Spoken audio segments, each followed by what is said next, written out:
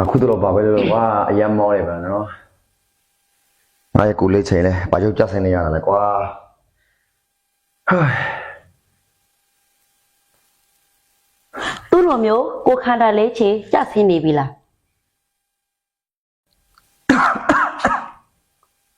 ဟာငါချုပ်ဆိုတော့သွေးတွေပွာလာတာပါကွာ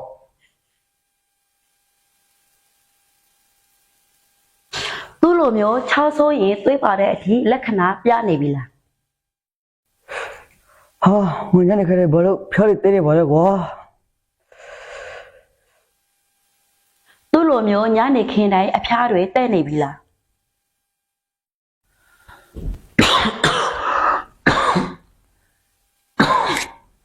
ဟာငါဘာလို့ရှောင်းနေတာအဆိုးနေရလဲကွာနှစ်ပတ်လောက်ရှိနေခုချိန်နေလည်းမပြောက်သေး သူ့လိုမျိုးချောင်းဆိုးတာနှစ်ပတ်တိရှိနေပြီလား ငါယောက်ျားလည်းတီဗီယောဂရှိနေတာ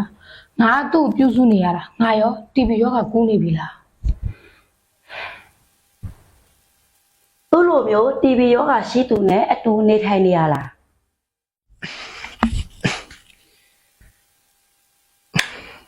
တရင်တို့လည်းငါချွေးရဘာလို့ထွက်နေရလဲကွာတို့လည်းဆိုးနေရောပါ သူ့လိုမျိုးညတရေနိုးတိုင်းချွေးအလွန်ကြောထွက်နေတာလားဒီလက္ခဏာ6မျိုးသို့မဟုတ်တစ်မျိုးတွေ့ရှိပါကတီဗီယောဂဖြစ်နိုင်ချေများတာကြောင့်တီဗီယောဂလာရောက်စစ်ဆေးပါရန်နှိုးဆော်အပ်ပါတယ်ရှင်Red Thai Foundation မှာ TV ယောဂအခမဲ့စစ်ဆေးပေးနေတာကြောင့်ဤလက္ခဏာ6မျိုးထက်ကတစ်မျိုးမျိုးတွေ့ရှိနေပါက TV ယောဂအများဆုံးလာရောက်စစ်ဆေးပါရန်ပြောကြားအပ်ပါတယ်ရှင်။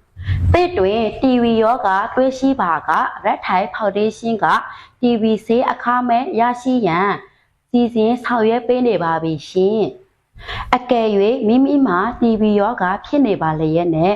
ဆေးပုံမှန်မတောက်တော့ပါကဆေးရင်ပေါလို့ခေါ်တဲ့ TB ယောဂဖြစ်နိုင်ပါတယ်ရှင်။ဆေးရင်ပေါလို့ခေါ်တဲ့ TB ယောဂဖြစ်လျင်ဆေးမတိုးတော့တဲ့ဖြစ်အသက်ပါဆုံးရှုံးနိုင်ပါသည်ရှင်။ဒါကြောင့်ပြောက်ကင်းအောင်ကုသခြင်းသည်အကောင်းဆုံးကာကွယ်နည်းဖြစ်ပါသည်ရှင်။ Red Thai Foundation ကိုဆက်သွယ်လိုပါကအောက်ကဖုန်းနံပါတ်များကိုဆက်သွယ်မေးမြန်းနေပါတယ်ရှင်။